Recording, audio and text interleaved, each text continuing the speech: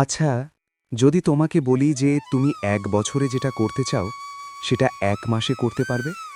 যদি তোমাকে কেউ এমনটা বলে তাহলে তুমি কি এটা বিশ্বাস করবে? কিন্তু বাস্তবে এটা সম্ভব। এটা নিঃসন্দেহে সম্ভব।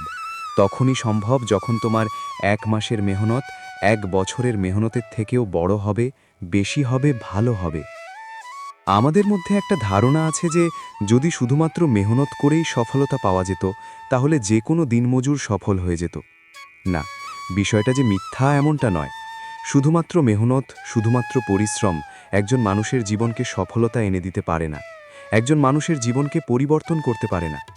মেহনত করা অবশ্যই প্রয়োজন, অবশ্যই গুরুত্বপূর্ণ, কিন্তু নির্দিষ্ট কোনো লক্ষ্য, কোনো উদ্দেশ্য ছাড়া নয়।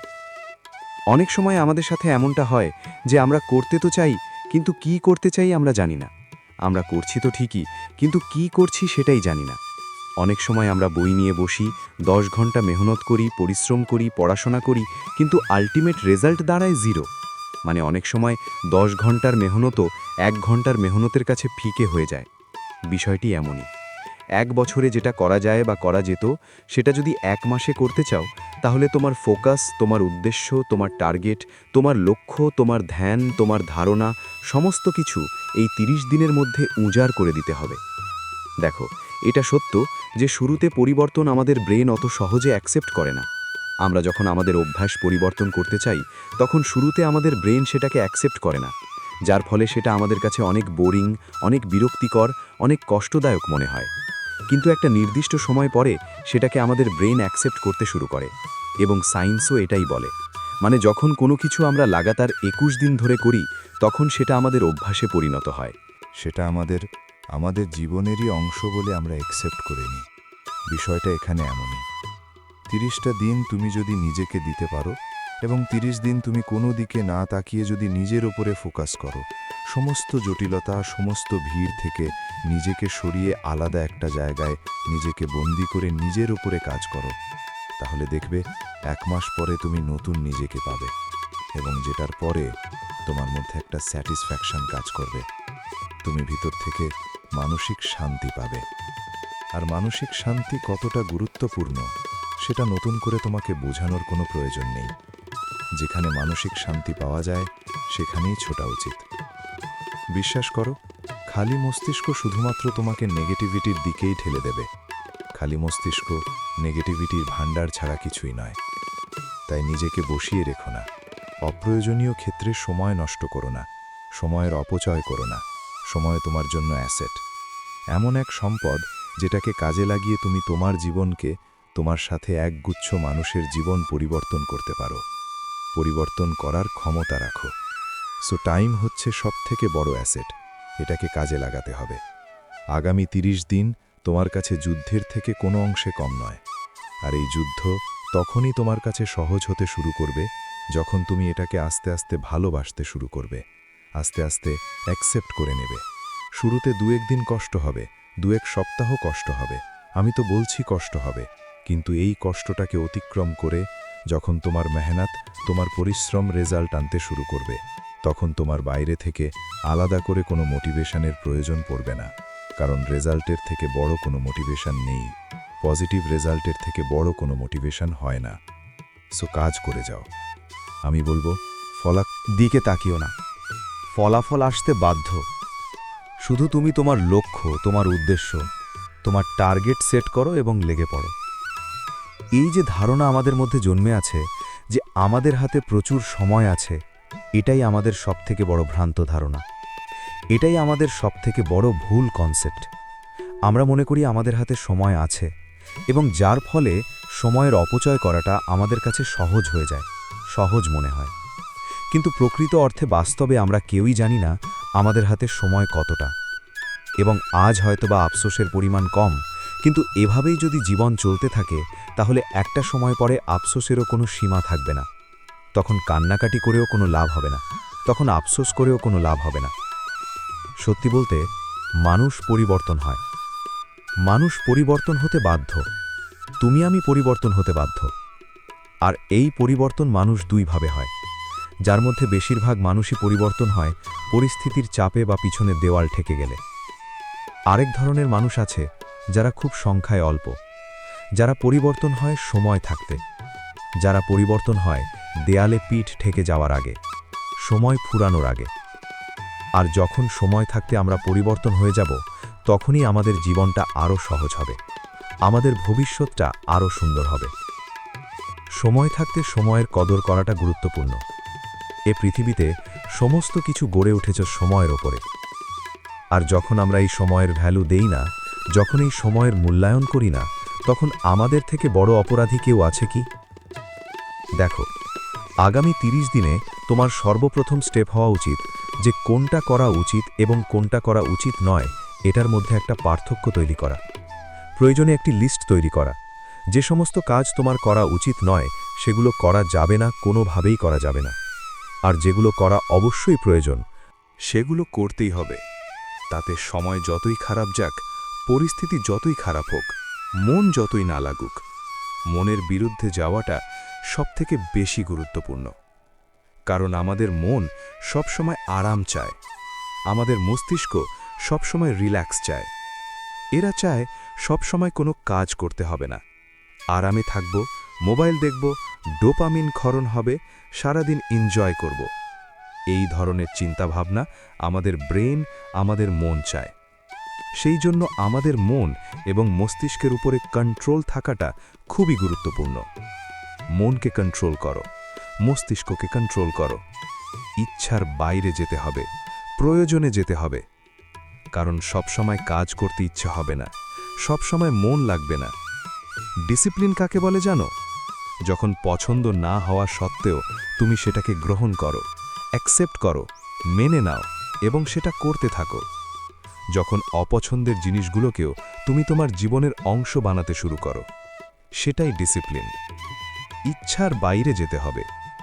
ডিসিপ্লিন মেনটেন করা অতটা সহজ নয়। লাইফে ডিসিপ্লিন মেনটেন করতে গেলে অবশ্যই নিজের মনের, নিজের ইচ্ছার বাইরে যেতে হয়।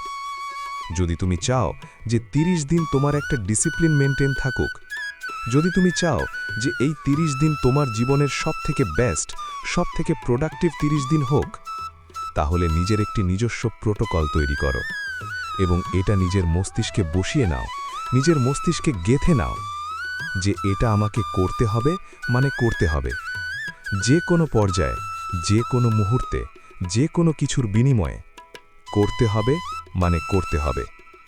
এমনভাবে নিজের সাথে লয়াল থাকো। যদি সত্যি সময়কে কাজে না লাগাও, যদি সত্যি সময়ের অপচয় করে থাকো, তাহলে নিজেকে বলো যে হ্যাঁ, আমি সময়ের অপচয় করেছি। এবং নিজেকে আরও বলো যে আমি এই কাজটি আর কখনো করব না।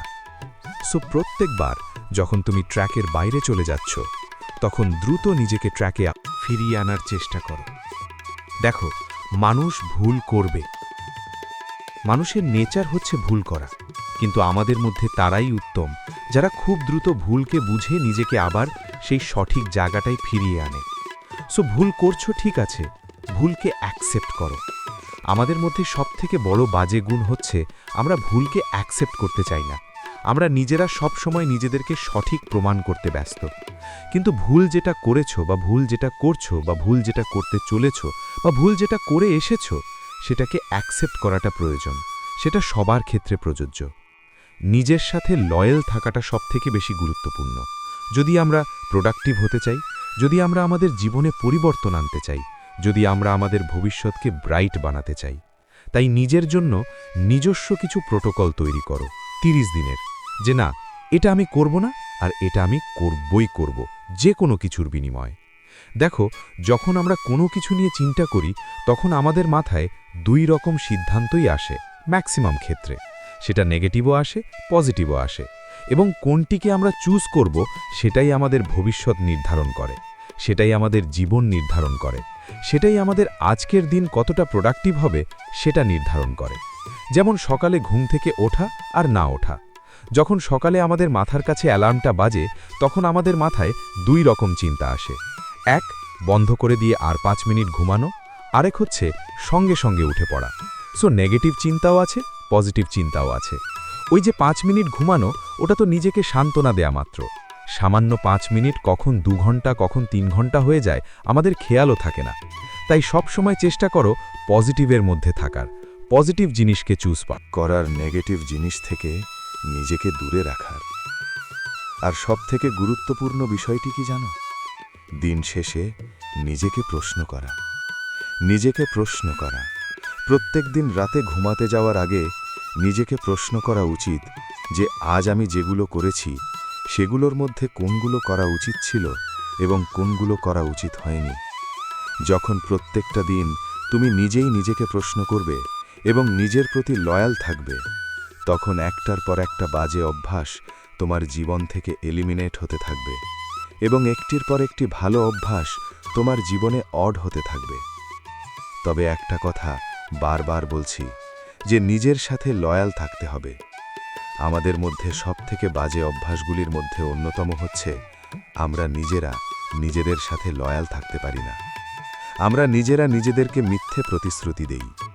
তুমি দেখবে যখনই মেহনত করার কথা আসে, যখনই কাজ করার কথা আসে, যখনই পরিশ্রমের কথা আসে, যখনই প্রোডাক্টিভিটির কথা আসে, তখন আমাদের মাথায় খেলে যে আজকের দিনটা থাক, কালকে থেকে একদম নিজেকে পরিবর্তন করে ফেলব, কাল থেকে নিজেকে একদম পুরো চেঞ্জ করে ফেলব। এটাই সবথেকে বাজে কনসেপ্ট।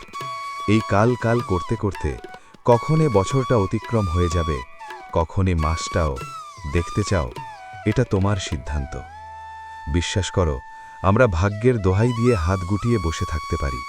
যে ভাগ্য সম্বন্ধে আমরা জানি না, কিন্তু এটা কি বোকামি নয় যে ভাগ্য সম্বন্ধে আমরা জানি না সেই ভাগ্যের দোহাই দিয়ে আমরা হাত গুটিয়ে বসে থাকব? আমাদের মধ্যে অনেকে আছে আমরা একটু বেশিই বলি যে ভাগ্যে যেটা হবে দেখা যাবে। আরে ভাগ্যে যেটা হবে সেটা তো হবে, কিন্তু তাই বলে ভাগ্যের ওপরে ছেড়ে দিয়ে হাত গুটিয়ে কেন বসে থাকো? ওপরওয়ালা কি তোমাকে শক্তিশালী বানাননি? তিনি কি তোমাকে বলে দিয়েছেন যে তোমার ভাগ্যে এটা এটা আছে? তুমি কি জানো তোমার ভাগ্যে কি আছে? তাহলে যতক্ষণ না পর্যন্ত তুমি তোমার ভাগ্যে কি আছে জানতে পারছো না, ততক্ষণ চেষ্টা করে যাও না। ব্যর্থতা তো আসবে। ব্যর্থতা প্রত্যেকটা মানুষের জীবনের অংশ। ব্যর্থতাকে জয় করার সবথেকে বড় উপায় হচ্ছে চেষ্টা। আমাকে তুমি প্রশ্ন করতেই পারো যে চেষ্টা তো সকল মানুষই করছে, কিন্তু কতজনই বা পাচ্ছে? কিন্তু আমারও একটা প্রশ্ন আছে যে তুমি কেমনভাবে চেষ্টা করছো, কতটা চেষ্টা করছো? কাজ করার সময় কি তোমার সময়ের দিকে খেয়াল থাকে? তুমি কি টাইম মেপে কাজ করো, নাকি কাজ করার সময় কাজের মধ্যে এতটা ডুবে যাও যে সময়ের খেয়ালই থাকে না? যদি বিষয়টা এমন হয়, তাহলে কেউ তোমাকে রুখতে পারবে না। এ পৃথিবীতে যে সকল মানুষগুলো কাজের মধ্যে অনেক বেশি ডুবে যায় এবং কাজের মধ্যে ডুবে গিয়ে সময়ের কথা ভুলে যায়, সেই সকল মানুষগুলো জীবনে অনেক দূর পর্যন্ত এগিয়ে যায়। তুমি যত সফল ব্যক্তিকে দেখবে, তাদের কমন কিছু কোয়ালিটির মধ্যে এটি অন্যতম এবং গুরুত্বপূর্ণ। আবার আমাদের মধ্যে এমনও কিছু মানুষ আছে যারা সামান্য কিছু সময় অপচয় করার পরে মনে হয় যে না, আজকের দিনটা থাক, আজকের দিনটা তো গেল। বিষয়টা এমন নয়। এ বিষয়ে তোমাকে আগেই ক্লিয়ার করেছি যে মানুষ ভুল করবে, কিন্তু ভুল যত দ্রুত সংশোধন করা যায়, ভুল থেকে যত দ্রুত ফিরে আসা যায়, ভুল থেকে যত দ্রুত শিক্ষা নেওয়া যায়।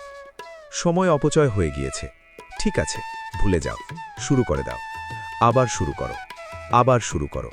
প্রতিনিয়ত কাজ করো, কাজের প্রতি ভালোবাসা বৃদ্ধি করো। যে কোনোভাবে যেটা অ্যাপ্লাই করে তোমার কাজের প্রতি ভালোবাসা বাড়বে সেটা অ্যাপ্লাই করো, সেভাবে করো, কিন্তু কাজ করো। কষ্ট না করলে রেজাল্ট আসে না। মেহনত ছাড়া যখন রেজাল্ট আসতে শুরু করবে না, তখন সেই রেজাল্ট তোমার কাছে পেইনফুল হয়ে যাবে। কারণ সেই রেজাল্ট খুব বেশি দিন তোমার কাছে স্থায়ী হবে না, কারণ তুমি সম্পূর্ণ প্রসেসটা জানোই না। এ পৃথিবীতে যারা সফল রয়েছে একটা সঠিক প্রসেস ফলো করে। এ পৃথিবীতে যারা সফল হয়েছে সঠিক পরিশ্রম, সঠিক মেহনত এবং স্মার্টলি কাজ করে, নিজের বুদ্ধি খাটিয়ে কাজ করে। তারা হেরে যাওয়ার পরেও আবার জয়ী হতে পারে না। আজ যারা বর্তমান বিশ্বে সফলতার সবথেকে চূড়ায় আছে, তাদের কাছ থেকে যদি সব কিছু কেড়ে নেওয়া হয় এবং ভিখারি বানিয়ে দেয়া হয়, তারপরেও একটা সময় পরে তারা সেই পরিমাণ সম্পদের আবার মালিক হয়ে যাবে। তার কারণ তারা জানে তোমার সফলতা তোমাকে গিলে খাইয়ে দেবে না। না, তুমি হয়তোবা আশা করো যে সবাই তোমাকে প্রশংসা করবে, তোমার প্রশংসা করবে, তোমাকে বাহবা দেবে। আর তোমাকে বলবে যে তুমি পারবে, তুমি করে দেখাবে, তোমার উপরে আমাদের বিশ্বাস আছে। বিষয়টা এমন হয় না, বরং শুরুতে সবাই অবহেলার শিকার হয়। আর এই অবহেলাগুলোকেই তো মোটিভেশনের রূপ দিতে হবে। অবহেলা, অপমান এগুলোকে মোটিভেশন হিসাবে নেওয়া উচিত। আমি তো মনে করি এর থেকে বড় মোটিভেশন কিছু নেই। যখন কারো কাছে অবহেলার শিকার হচ্ছ, যখন কোথাও অপমানিত হচ্ছ, সেটাকে নেগেটিভ ওয়েতে কাজে না লাগিয়ে পজিটিভ ওয়েতে নিজের মোটিভ হিসাবে নাও। সেগুলোর যোগ্য জবাব দেওয়ার জন্য নিজেকে প্রস্তুত করো, নিজেকে তৈরি করো, নিজের উপরে কাজ করো, নিজেকে সময় দাও। আগামী 30 দিন দাও, কারণ এই 30 দিন তুমি নিজের উপরে যদি সৎ থেকে কাজ করতে পারো, তাহলে এটা তোমার আগামী জীবনকে স্মুথ করে দেবে এবং তোমাকে আরও বেশি প্রোডাক্টিভ, আরও বেশি ডিসিপ্লিন মেনটেন করতে সাহায্য করবে। সো এই 30টা দিন তোমার জন্য অনেক বেশি গুরুত্বপূর্ণ। আর যদি তুমি এমনটা মনে করো যে কাল থেকে করব, এই চিন্তাভাবনা ঝেড়ে ফেলো। শুরু করো, যেভাবে আছো, যে পরিস্থিতিতে আছো, যতটা আছে, যেভাবে শুরু করা যায়, যেভাবে হোক শুরু করো। যদি তুমি এই শুরু করাটাকেই পিছিয়ে দাও, তাহলে তুমি আরও বেশি পিছনের দিকে চলে যাবে। আগামী 30 দিনের প্রত্যেকটা দিন লেখো। নোটবুকে হোক, নিজের ফোনে হোক, যেখানে হোক লেখো। দিন শেষে কি করেছো, কি না করেছো, কি করা উচিত ছিল, কি করা উচিত হয়নি, এই সমস্ত কিছুকে লেখো। যখন 2 থেকে 4 দিন তুমি এমনটা লিখবে, দেখবে 5 থেকে 6 দিনের দিন তোমার ভুলগুলো কম হচ্ছে। তুমি রিপিটেডলি আর ভুল করছো না। সো এগুলোকে অবজার্ভ করতে হবে, এগুলোকে দেখতে হবে, এগুলোকে লিখতে হবে। প্রয়োজনে নিজের নোটবুকে হোক, নিজের মোবাইলে হোক, যেখানে হোক, নিজের ডায়েরিতে হোক, যেখানে হোক লিখতে হবে। দেখো, সব কিছু নিয়ে ভেবো না, একই টাইমে একটি অথবা 2টি জিনিস নিয়ে ভাবো। বেশি জিনিস যখন তুমি একই সাথে করতে যাবে, তখন তোমার মাথায় কনফিউশন তৈরি হবে, তখন তোমার ভিতরে কনফিউশন আসতে শুরু করবে, এবং যখন তোমার কনফিউশন বাড়বে, তখন তোমার আত্মবিশ্বাস নিচে নামতে শুরু করবে। তাই সবথেকে ভালো হয়, যখন যেটা করছো তখন সেটা অনেক ভালোভাবে করো, সবথেকে ভালোভাবে করো। নিজের মন, মস্তিষ্ক, ধ্যান সমস্ত কিছু লাগিয়ে দাও। আর হ্যাঁ, সময় বাঁচাতে হবে। যদি আগামী 30 দিনের মধ্যে তোমার জীবনে, তোমার লাইফস্টাইলে, তোমার সমস্ত কিছুতে পরিবর্তন আনতে চাও, তাহলে সময়কে কাউন্ট করতে হবে, সময় বাঁচাতে হবে। তোমার হাতে কিন্তু 24 ঘন্টাই আছে, তোমার হাতে কিন্তু 30 দিনই আছে। প্রত্যেক দিন 24 ঘন্টা, 30 দিনের জন্য, মানে 720 ঘন্টা টোটাল। তবে হ্যাঁ, তুমি তোমার 24 ঘন্টাকে 48 ঘন্টার মতো করে ব্যবহার করতে পারবে, এবং সেটা তখনই সম্ভব হবে যখন তুমি তোমার নিজের সাথে প্রচুর স্ট্রিক্ট থাকবে। মানে সোশ্যাল মিডিয়াতে বাজে জিনিস দেখা যাবে না, মানে দেখা যাবে না। নিজের স্ক্রিন টাইম কমাতে হবে, মানে কমাতে হবে। সোশ্যাল মিডিয়া অ্যাভয়েড করতে হবে, মানে করতে হবে। যেগুলো আনপ্রোডাক্টিভ জিনিস, সেগুলো ছাড়তে হবে, মানে ছাড়তে হবে। এবং যখন এগুলো আস্তে আস্তে ছাড়তে শুরু করবে, শুধুমাত্র যে তোমার সময় বাঁচবে বিষয়টা এমন নয়, তোমার ফোকাস বাড়বে। আর যখন তোমার ফোকাস বাড়বে, তখন তোমার প্রোডাক্টিভিটি বাড়বে। সুতরাং সমস্ত কিছু একে অপরের সাথে রিলেটেড, একে অপরের সাথে সম্পর্কিত। যেগুলো ডিস্ট্র্যাকশনের কারণ, যেগুলো মনোযোগ হারানোর বা মনোযোগ কমানোর জন্য দায়ী, সেগুলোকে সরাতে হবে, সেগুলোকে হটাতে হবে, সেগুলোকে ছাড়তে হবে। দেখবে তোমার কাজের প্রতি মনোযোগ বাড়ছে, এবং এটা তোমার কাজকে দ্বিগুণ 3 গুণ হারে বাড়িয়ে দিয়েছে। তবে আবারও বলবো, ফাঁকা সময় কাটিও না, নিজেকে ব্যস্ত রাখার চেষ্টা করো, ব্যস্ত থাকার চেষ্টা করো, যাতে ওভার থিঙ্কিং থেকে বাঁচতে পারো, যাতে অতিরিক্ত চিন্তা তোমার মাথায় না আসে, যাতে নেগেটিভ চিন্তা তোমার মাথায় না আসে, যাতে এমনটা না মনে হয় যে আজ থেকে নয় কাল থেকে শুরু করব। অবসর সময়গুলোতেই তো আমরা এমনটা ভাবি। সো অবসর সময় রাখা যাবে না, সব সময় কাজের মধ্যে ব্যস্ত রাখতে হবে, ব্যস্ত থাকতে হবে। এই 30 দিন তো আর জীবনের সবথেকে গুরুত্বপূর্ণ 30 দিন, এমনটাই ভাবতে হবে। যেই 1 মাসের মধ্যে হয় আমি করব, না হলে মরব, এমন চিন্তাভাবনা। ডু অর ডাই, এমন সিচুয়েশন তৈরি করতে হবে। দেখো, ভাগ্য হয়তোবা আমাদের হাতে নেই, রেজাল্ট হয়তোবা আমাদের হাতে নেই, কিন্তু এটা ঠিক যে পরিশ্রমী এবং সৎ মানুষদের সাথে উপরওয়ালা থাকেন, এবং তিনি আমাদেরকে কখনোই হারতে দেবেন না। যখন আমরা নিজেরা হারার জন্য প্রস্তুত থাকব না, যখন আমরা নিজেরা মন থেকে কখনো হারতে চাইব না। তাই সবসময় নিজের মনের মধ্যে পজিটিভিটির জন্ম দাও। বলো যে এই 30 দিনকে আমি নিজের করব, হয় করব, না হলে মরব, তবে আমি আমার 100% দেব।